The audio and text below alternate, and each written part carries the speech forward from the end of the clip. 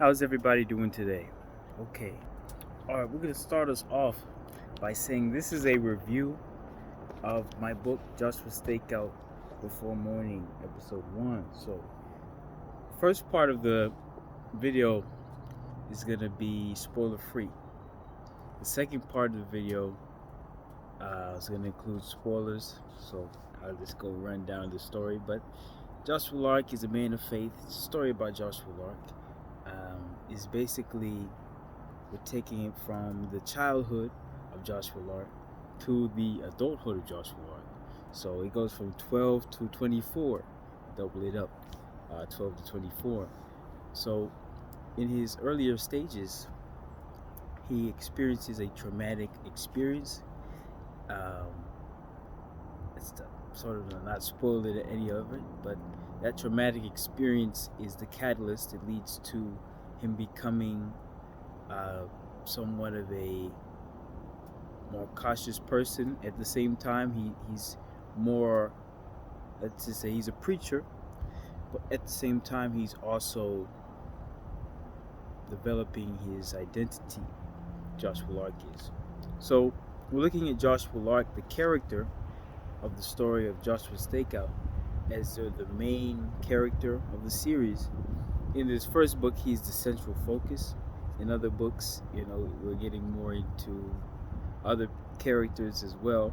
But we're gonna go on Joshua Lark, just to say it's a journey inside of his mind. So after he goes from 12, you're looking at to 24, you're seeing he's experiencing more personal events, and he has to go more inside of himself to find the answer to his questions of why these things happened into his life when he was 12 years old. But these events, again, completely fictional story in this book right here. So JC Mirror, again, is a pen name.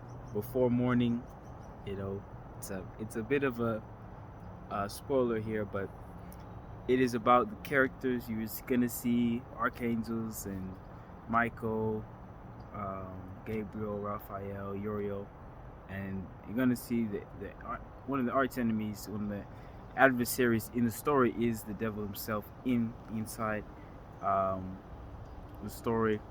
So Lucifer, but also different characters as well that I don't want to spoil, that might become bad guys as well, bad girls, whatever, in the story, because there's a lot of twists and turns. So the central focus again is what's going on inside of his mind. So a lot of the things that he meets inside of his mind, I say the higher self, the shadow, but those are just the elements of his psyche. Um, so from Jungian principles of the self, but that is really just an understatement of really your personality, who you are. So going inside yourself is sort of the main theme of Joshua Stakeout, of the first Joshua Stakeout book, and sort of the blurred lines between the good and evil from the character's perspective. So we're looking at the motivation of why these people are doing what they've done, even the historical aspects.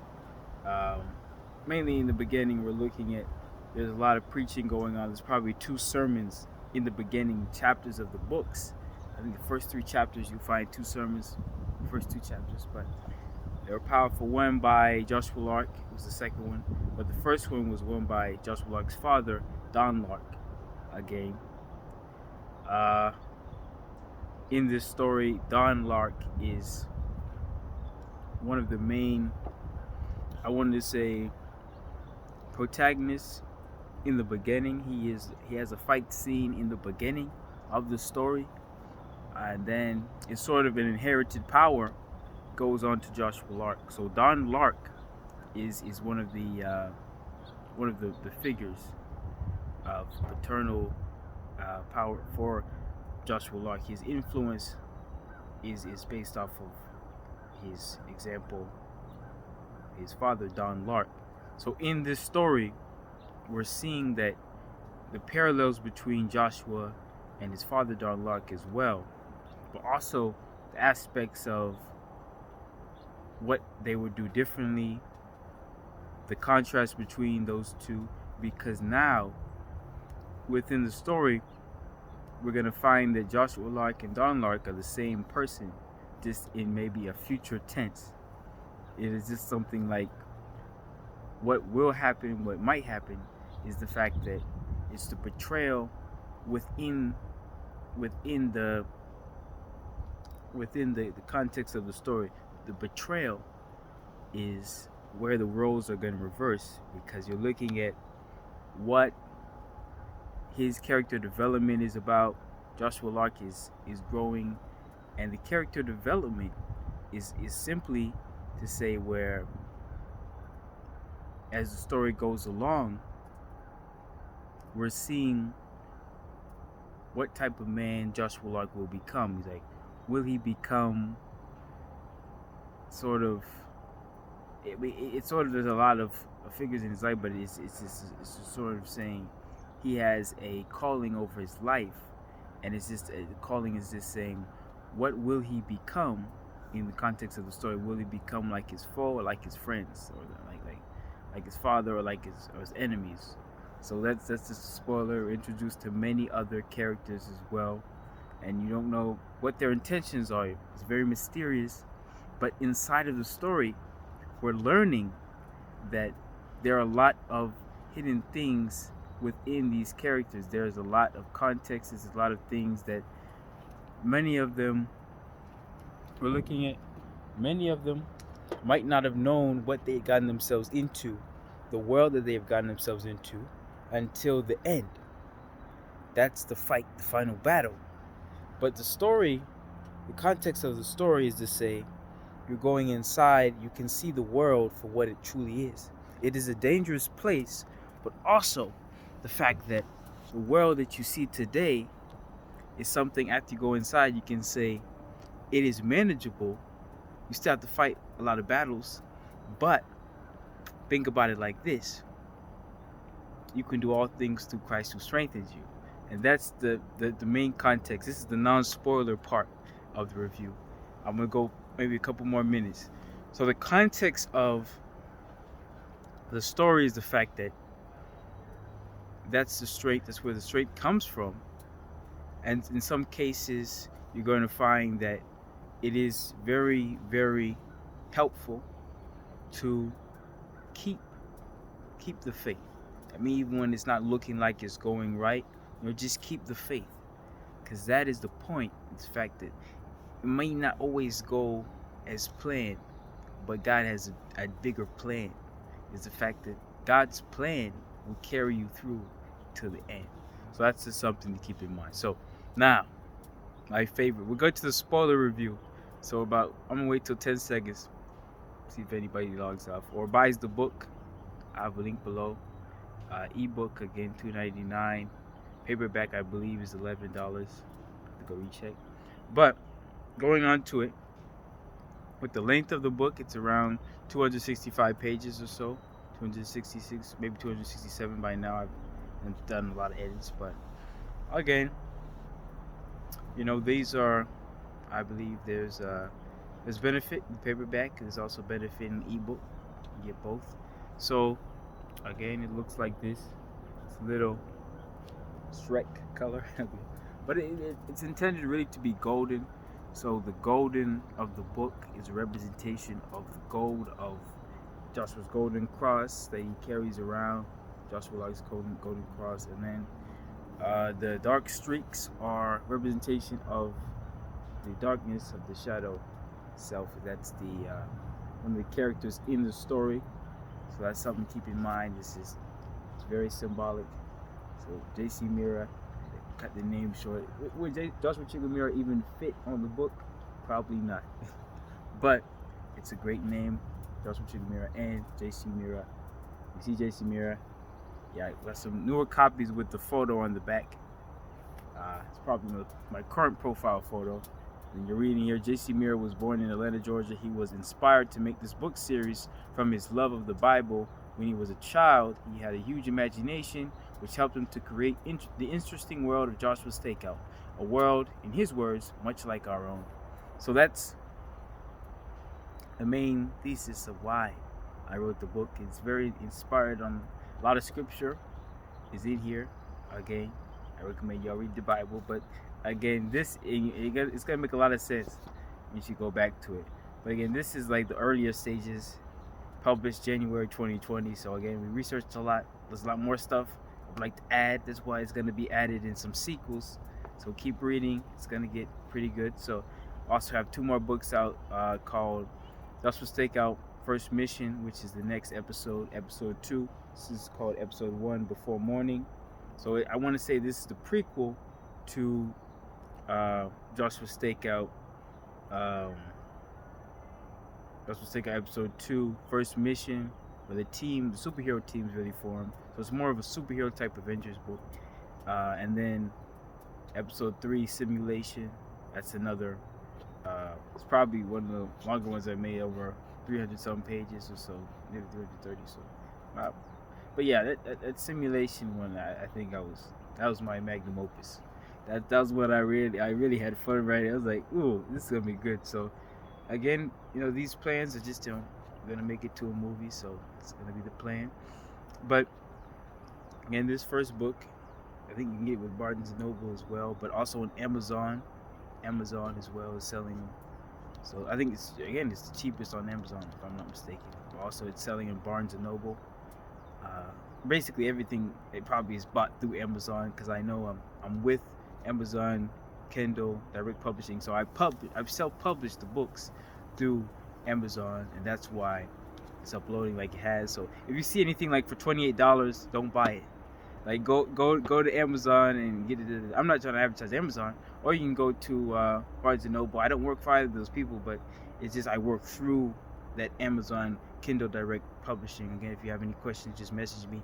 If you wanna self-publish books, message me. So any questions about royalties, publishing, titles, illustrations, blah blah blah, edits, whatever, you just ask me, and I'll be sure to respond to you in the messages. So here's the spoiler review. Spoilers are like this. So we begin with the attack on the church. So there's a lot of things before that, but before we're getting to Don Lark is with his family. Don Lark is with his family, and he's talking with all of them, all the members of his family, all the members of the church, and they're just talking about these events that they're having, and those are the things that they're bonding over. It's the friendships. It's a very tight-knit church, very close, very tight-knit church. The attack comes in again when sin comes into the church. The sin is what left it open for the attack from the devil. So that is when the adversary was fighting in the church with Don Lark. So when they're fighting, one thing's led to another. They lose some members. Joshua Lark loses his mother, and so that is the catalyst to his character going forward. At the age of 12, it's going now into his future growing up without his mom, and then his father's being revealed as an adulterer. He's also getting locked up for some things that he committed, some minors. So that's what's going to get him locked up for him, Don Lark. So for that character, again, both of the parents are out of the picture, and he's getting raised by his uncle. So now, as he's getting raised by his uncle, he grows up. He's 24 years old. He starts preaching in the church. People are loving what he's preaching, of course. And then he's running into parts of himself without knowing. He thinks they're his friend. He's like, Eric is one aspect of himself. And so Eric and Sean, I'm just going in the house to get some water. Eric and Sean are the principal characters of the story.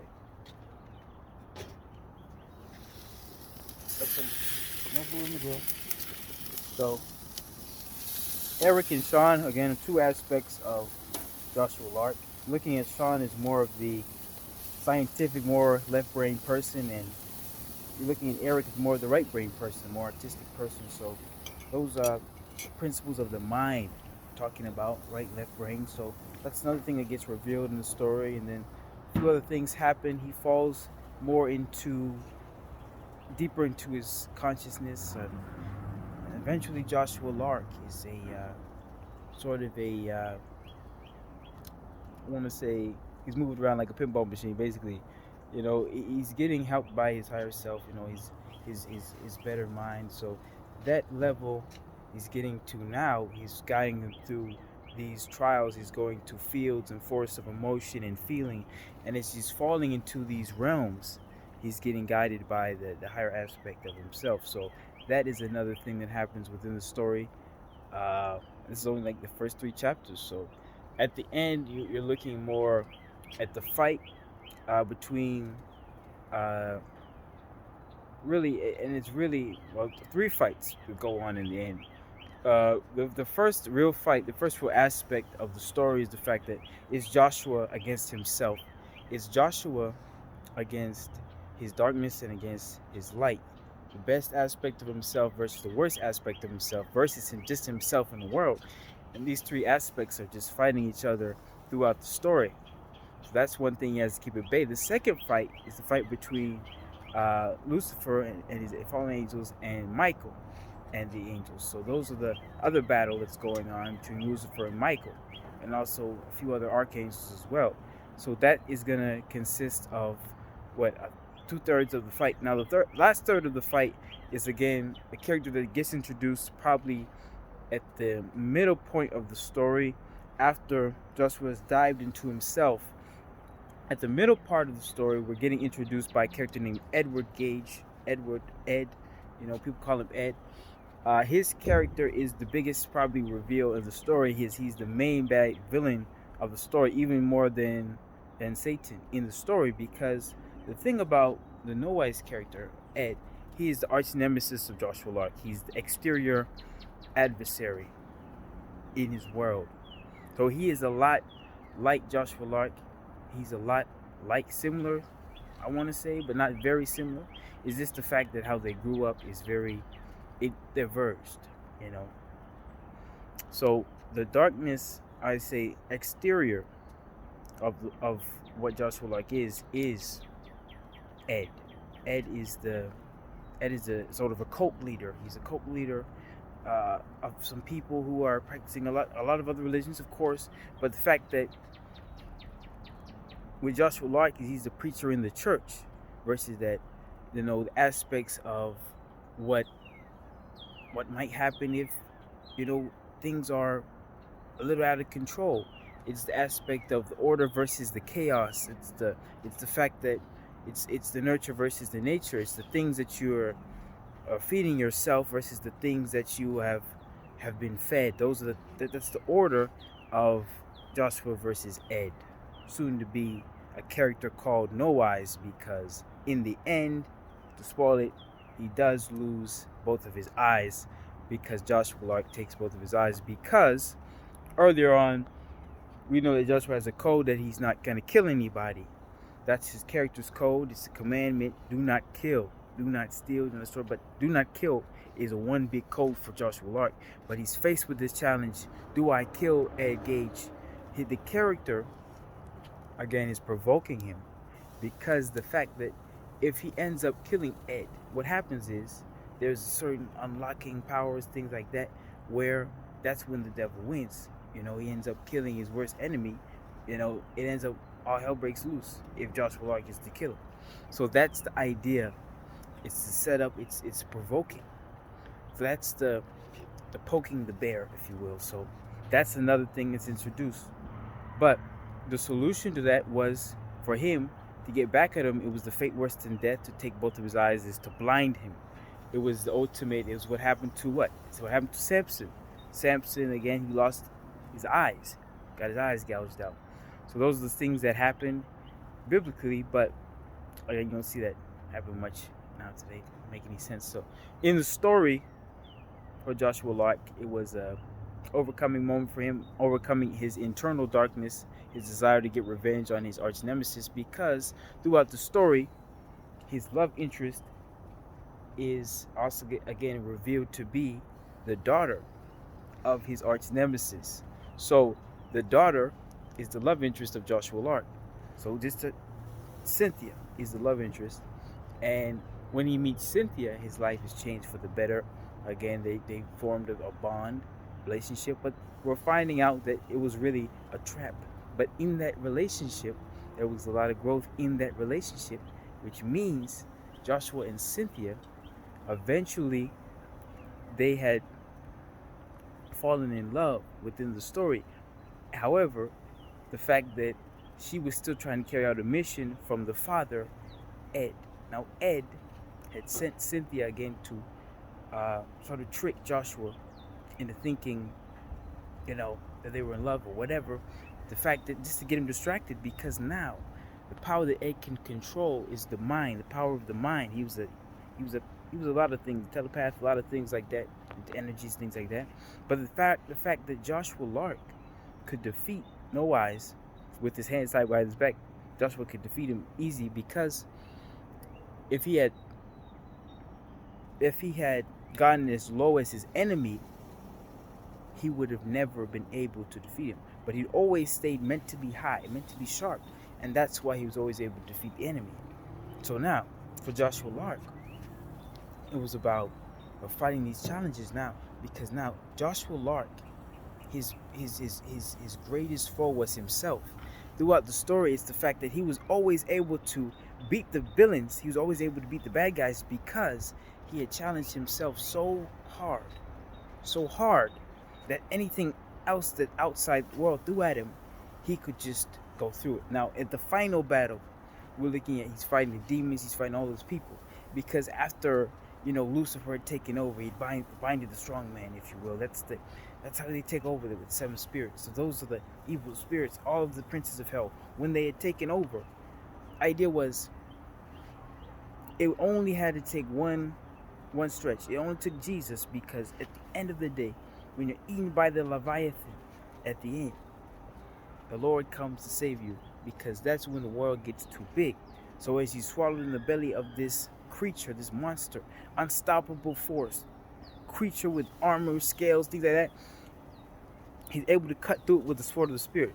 Joshua Lark cuts through it with the sword of the Spirit, opens up the belly of the Leviathan, jumps out, takes all the princes of hell, takes out Lucifer, So before that event, again, the 4 archangels, Michael, Uriel, Gabriel, Raphael, he meets along the way, both in disguise, both not in disguise.